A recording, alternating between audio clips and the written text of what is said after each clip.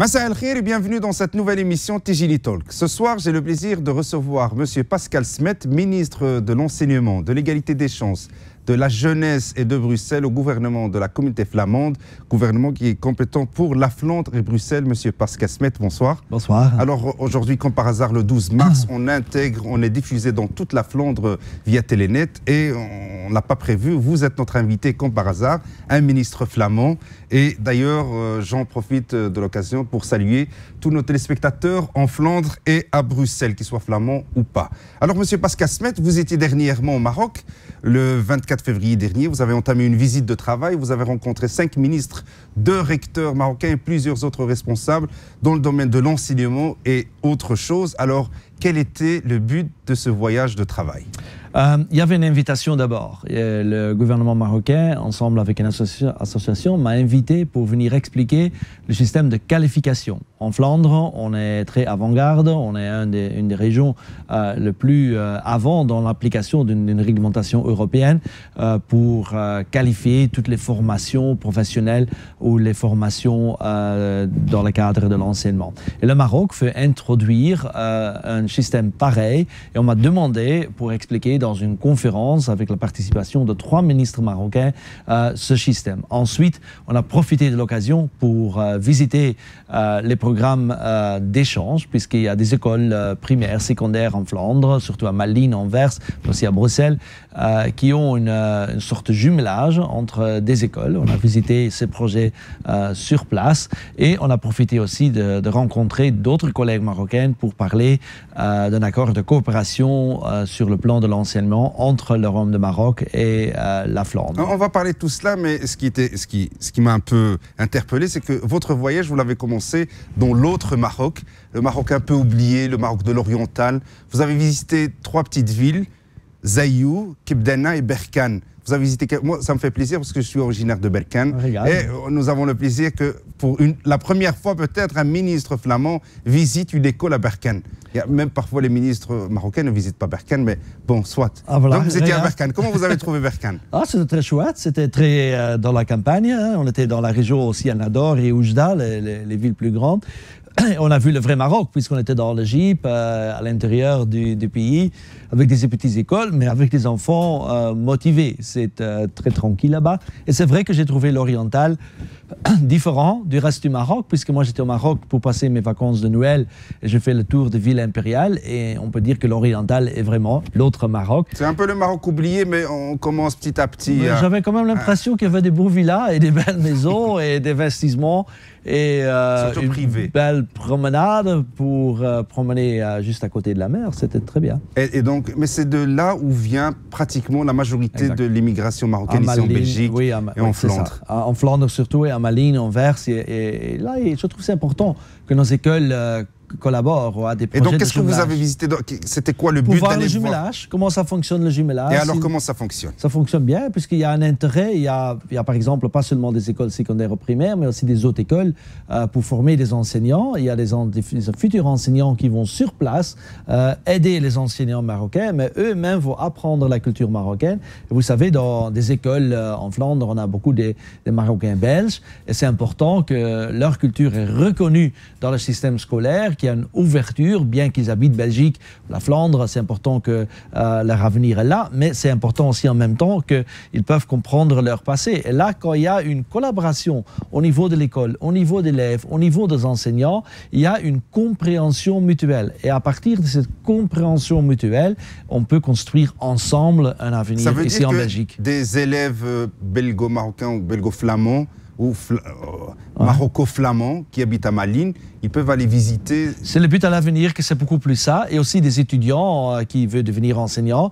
qui vont sur place, mais aussi de la direction, et qui a des connexions par le web, puisque maintenant, il ne faut pas être toujours sur place pour se voir. On a toutes les applications Web TV, et ça, on peut intégrer. Et comme ça, les jeunes Marocains peuvent avoir contact avec les jeunes Belges, et vice-versa. Il y a une compréhension qui peut s'installer. Et donc, après cela, vous êtes parti à Rabat, le Maroc. Maroc officiel. Officiel, on va dire. Le Maroc royal. Hein? Royal. Ouais. Et donc, vous avez rencontré plusieurs ministres, notamment le ministre de l'Enseignement supérieur, M. Daoudi, le ministre chargé de la communauté marocaine à l'étranger, le ministre de l'Éducation nationale, le ministre des Abous et des Affaires islamiques, et le ministre de l'Emploi et de la formation professionnelle. M. Souheil. Ouais. Et alors, comment ça s'est passé? Très bien. C'était très chaleureux, on a des longues conversations. Avec M. Daoudi, par exemple, est-ce que vous avez prévu des collaborations entre les universités marocaines et flamandes? C'est ça. Le ministre, il va venir en Belgique avec des recteurs dans quelques semaines, au mois. On va préparer un voyage pour étendre la collaboration entre le Maroc et la Flandre avec des universités et des autres écoles. J'ai vu une grande volonté du côté marocain d'investir beaucoup plus dans l'enseignement. Et là, vous voyez, le Maroc est un pays en plein de développement et on peut organiser une situation win-win puisqu'on a beaucoup des Belges d'origine marocaine chez nous et eux peuvent faire parfaitement le pont entre les deux. C'est bien pour le Maroc et c'est bien pour nous. Est-ce qu'il y a beaucoup d'étudiants marocains dans les universités flamandes ou pas du tout? Non, il n'y a pas assez puisque ça a beaucoup à voir avec la langue. On voit que beaucoup de jeunes d'origine marocaine, surtout dans le passé, avaient difficulté de bien parler néerlandais, limité à un niveau fonctionnel et ensuite pas vraiment avoir les capacités de raisonner abstraitement et d'entrer dans les universités. Et ça, c'est une vraie honte, puisque les jeunes marocains belges, ils ont la même intelligence que les flamands belges ou les wallons belges. Et là, il y a un accès et un travail à faire. Pourquoi vous ne prévoyez peut-être pas une formation à la langue? Par exemple, des étudiants marocains qui veulent étudier à l'université flamande, ils peuvent peut-être passer une année de formation Vous voulez dire des jeunes marocains de Maroc? Du Maroc. Moi, je parle des jeunes marocains du Maroc. Ça peut augmenter et on veut qu'ils viennent chez nous et vice-versa. Mais il y a le problème de la langue flamande. Oui, ils doivent prendre le néerlandais. Mais où ça? Ou l'anglais ou le français, puisqu'on va changer notre loi en Flandre. Et à l'avenir, c'est possible d'avoir des masters, c'est beaucoup plus des bachelors en anglais ou en français dans nos universités. Et ça va évidemment faciliter la vie, mais ça va faire partie de l'accord de coopération. Et ensuite, on va regarder si on ne peut pas ouvrir à Rabat un institut pour apprendre, par exemple, le néerlandais. Alors ça, c'est très important. Parlez-nous. Est-ce que c'est un projet ou bien une idée? Projet. Enfin, idée et projet, c'est entre les deux. Je suis aussi président de l'Union linguistique néerlandophone entre le Pays-Bas et la Belgique. Il y a déjà une sorte d'embryo de collaboration à Rabat et on doit voir si on ne peut pas élaborer ça. J'ai bien compris qu'il y a une demande de le faire. J'ai chargé mes collaborateurs et avec de Taal Unie de voir ensemble comment on peut, au Maroc, ensemble avec le Pays-Bas, la Flandre, si ce n'est pas possible, avec une collaboration entre les autres écoles, d'organiser beaucoup plus de cours sur place pour apprendre le néerlandais et ensuite ça faciliter la vie. Mais, ça étant dit, je trouve qu'on doit utiliser beaucoup plus de Marocains belges chez nous pour faire le pont entre le Maroc et la Belgique. Donc il y a une idée de créer on va dire, des cours de langue néerlandaise au Maroc. Exact. Et pourquoi pas une école flamande, comme c'est le cas avec la mission mais moi, française. Je ne suis pas contre, mais il faut une initiative privée, puisque ce n'est pas le gouvernement flamand qui crée les écoles. Ça, c'est toujours une initiative privée. Et dès le moment qu'il y a une initiative privée qui est faite au Maroc, on va la soutenir avec le matériel, la reconnaissance, il y a toute une collaboration qui est possible, mais il faut des gens qui prennent l'initiative. C'est jamais le gouvernement flamand qui prend l'initiative pour ouvrir des écoles à l'étranger. Et donc, voilà. Mais je trouve que c'est une bonne idée. S'il y a un public là, je pense, j'ai rencontré des gens au Maroc qui jouaient avec l'idée et on a les encouragés de le faire. Alors, vous êtes ministre de l'égalité des chances aussi. Vous avez rencontré le ministre chargé de la communauté marocaine à l'étranger. On a parlé ces derniers temps dans la presse belge. On a surtout critiqué l'initiative de M. Bourgeois, son nom Nimburgering. Sa politique d'intégration des étrangers. Quelle est votre vision de l'intégration des étrangers? Est-ce que vous avez parlé de ça avec vos homologues marocains?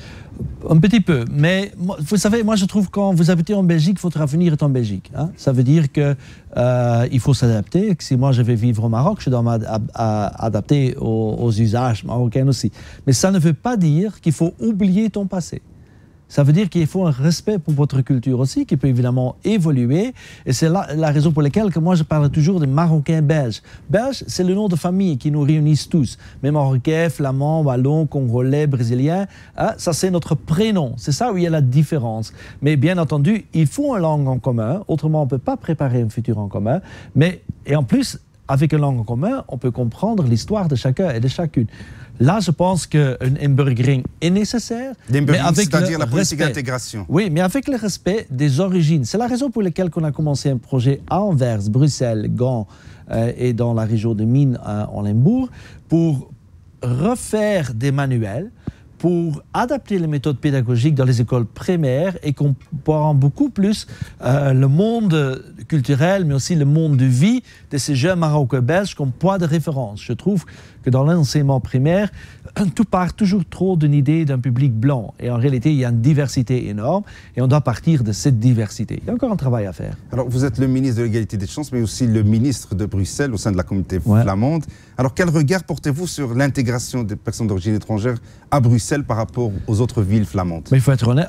C'est différent un peu. Je pense qu'il y a toujours... J'entends des amis marocains qui disent qu'il y a une différence entre les Marocains belges qui habitent à Anvers et les Marocains belges qui habitent Bruxelles, qu'on peut le voir parfois.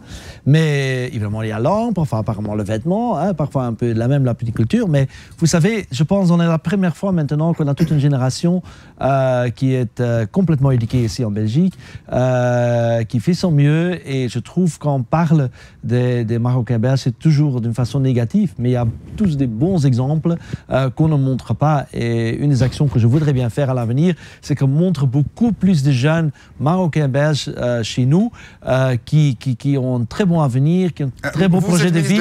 Et c'est pas montré. Et moi, je trouve qu'il faut montrer. Est-ce qu'il y a des initiatives que vous prenez? Peut-être dans les médias flamands. Est-ce que vous incitez peut-être les médias flamands d'être plus ouverts sur ces profils positifs? On fait. Dans le contrat de gestion de VRT, c'est inscrit. Moi, je rêve secrètement, mais je vais maintenant dire mon rêve, que par exemple, il y a une sorte de programme à la télé qu'on peut chaque jour voir un jeune Marocain belge ou Turc belge, peu importe d'origine, qui a réussi. Et pour montrer, regarde, il y a des autres exemples. Et ce n'est pas tous des cas problématiques, parce qu'il y a des cas problématiques aussi. Et il faut en parler. Ça existe aussi. Et ce n'est pas bien, puisque finalement, cette minorité, il donne une mauvaise image à la grande majorité des gens qui veulent vivre en paix ici. Alors, dans la même mission, vous avez rencontré également M. Ahmed Toufiq, le ministre des Habous et des Affaires islamiques. Quel était le but? Vous parlez de l'islam belge, l'islam marocain? Les deux, et sur la formation des imams et comment ça fonctionne. Et alors, qu'est-ce qu'il a dit? On a une très bonne conversation et on va voir ensemble à l'avenir qu'on ne peut pas faire quelque chose ensemble. Est-ce qu'il y a moyen peut-être de former des imams, encore une fois, en néerlandais pour la Flandre? C'est ça, un des projets qu'on est en train de travailler. Je trouve que c'est très important que les imams, qu'on respecte évidemment leur indépendance, leur interprétation, mais par contre, ils habitent ici, il y a une culture, il y a des normes, des valeurs, tout ça est un peu différent. Une religion évolue aussi. Il y a beaucoup de différences entre l'interprétation de l'islam et on estime que c'est bien que les gens qui sont nés ici peuvent aussi devenir imams et qui peuvent suivre chez nous une formation organisée par la communauté, évidemment, mais qui a quand même une implication des autres écoles, par exemple. Monsieur Didier Reynders, le ministre des Affaires étrangères, a dit récemment qu'il souhaitait peut-être suspendre les subsides pour les imams qui ne suivent pas une formation. Vous êtes pour, contre? Mais écoute, moi je trouve qu'à terme, il faut plus importer des imams. Moi, je pense que ça doit venir de la communauté marocaine qui habite ici en Belgique. Il y a plein de gens qui sont capables de le faire. Utilisent ça. Pourquoi aller à l'étranger? C'est comme, je trouve que par exemple les mariages mixtes, ça c'est aussi quelque chose qu'on parle peu, c'est aussi quelque chose favorable. Pourquoi un jeune Marocain et un jeune Belge de souche ne peuvent pas tomber en amour et vivre ensemble? C'est quand même quelque chose qui doit être possible dans le respect mutuel. Et je trouve que chacun vit un peu trop dans son propre coin. Je pense que notre avenir, c'est de vivre ensemble. Et ça veut dire aussi avoir des relations ensemble. J'ai reçu dernièrement, il est assis à votre place, le président de l'exécutif des musulmans. On a parlé de la formation des imams et il me disait qu'il voulait bien, mais que l'exécutif n'a pas les moyens pour faire cette formation, ni pour créer des instituts mais on travaille avec spécialisés. Eux. Moi, j'ai prévu de l'argent à partir de 2014 pour... c'est plus longtemps, pour y travailler. Et on était aux Pays-Bas, le collaborateur était aux Pays-Bas il y a 2 semaines pour regarder comment ils ont fait là-bas. On regarde un peu la situation à Vienne. Je sais maintenant ce que le Maroc veut faire. Et dans les semaines et mois qui viennent, on va prendre des décisions. Beaucoup de familles marocaines aujourd'hui, on parle des Marocains, mais de familles d'origine étrangère de manière générale, mais aussi beaucoup de familles marocaines, mettent leurs enfants de plus en plus dans des écoles flamandes à Bruxelles. Est-ce que vous avez remarqué ça? Oui, c'est une bonne chose. Il y a des écoles où il y a presque 80% d'élèves d'origine marocaine. C'est une bonne chose. On sait que l'enseignement néerlandophone à Bruxelles est de meilleure qualité que l'enseignement francophone. Je dis pas ça avec un plaisir, mais c'est un constat. Dans nos écoles, il y a un peu plus de respect, discipline, et bon, je peux comprendre que les gens veulent le faire. Mais pour les familles qui ne comprennent pas le néerlandais, c'est compliqué. Ça pose un problème de suivi. Oui, ça doit être un choix positif. Je pense que les gens doivent bien comprendre qu'envoyer son enfant dans une école néerlandophone n'est pas jamais facile, puisqu'on acquiert une langue en parlant à l'école, mais aussi à la maison, dans le temps libre, en regardant la télé.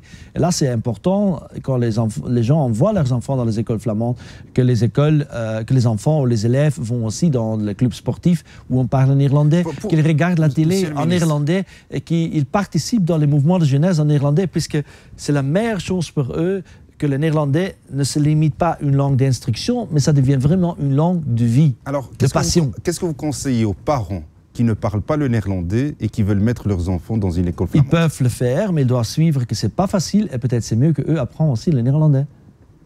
Alors, dans les écoles francophones, cette fois-ci, les professeurs du néerlandais sont de plus en plus rares. Et donc, il y a des écoles francophones qui n'offrent plus de cours de néerlandais. Ça pose un problème pour ces élèves, puisque voilà, le problème du bilinguisme se pose déjà à partir de l'école. Est-ce qu'il y a une coopération entre les écoles francophones et la communauté néerlandophone? On a déjà facilité, mais pas encore assez. C'est la raison pour laquelle on travaille en adaptation de réglementation pour avoir cet échange beaucoup plus facile entre les enseignants néerlandophones et francophones. Qu'un enseignant néerlandophone peut aller dans une école francophone et vice-versa. Et moi, je suis un très grand partisan que ça se passe sans de formalités administratives, et on est en train de travailler, mais c'est un peu plus compliqué que j'avais imaginé. Monsieur Fouad Ahidar, président du groupe socialiste flamand au Parlement régional bruxellois, un commentaire? Oui, il travaille très bien pour sa communauté. Il est très courageux, puisqu'il ose prendre les positions que ce n'est pas toujours aimé.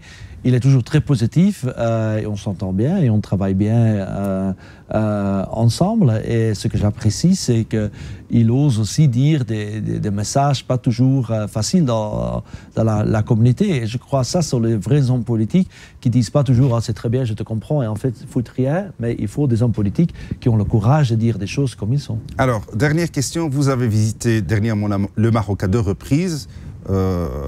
Pendant les vacances de Noël, puis lors de cette récente visite officielle. Donc vous avez vu les 2 Maroc en tant que touriste belge et en tant qu'officiel belge. Alors quel regard portez-vous sur ces 2 Maroc officiels et non officiels? Il y a beaucoup de police au Maroc, je trouve, pour être honnête. Mais c'est un pays formidable. Hein? Il y a des paysages formidables, il y a la mer, des villes. Les gens sont gentils, on peut bien manger. Moi, quand j'étais au privé, j'avais évidemment beaucoup plus de temps pour savourer le pays. Officiellement, j'étais tout le temps, soit dans la voiture, dans les rencontres ou dans les dîners. C'était un peu différent, c'est plus officiel. Mais j'ai bien rigolé, entre guillemets, comment la police marocaine salue. Ils ont une façon très spéciale, on ne fait pas ça ici. Mais aussi par tout le parcours, la police savait que j'étais dans la voiture, ils ont salué un peu comme ça. Et c'est en tant que ministre. En tant que ministre, hein, oui, pas privé, mais en tant que ministre. Mais c'était drôle de le constater, et ils sont très chaleureux, et ils veulent absolument faciliter la visite, et j'ai bien apprécié. Et en tant que touriste, vous n'avez pas eu de problème? Non. C'est bien passé. Et en plus, moi, j'ai roulé moi-même à Casa, et tout le monde dit que c'est l'enfer pour rouler. On apprend à rouler là-bas. Hein. Heureusement, on habite en Belgique, on a déjà un peu l'habitude. Mais c'était quand même une expérience, surtout à Casablanca. Pour le reste, ça allait bien. Il faut bien regarder. Hein, mais à Casablanca, avec les automobilistes, les cyclistes, les piétons, de tous les côtés, les gens traversent la rue. C'est un peu le chaos total. Et c'est pas toujours la tranquillité. Vous avez fait un peu le circuit des villes impériales. Ouais, mais vous m'avez dit Marrakech, vous n'avez pas trop aimé? Non, j'ai trouvé Fès et Meknès beaucoup plus original. Marrakech était assez touristique, je trouvais. Et à certains moments, je pensais que j'étais en France, hein, dans certains coins.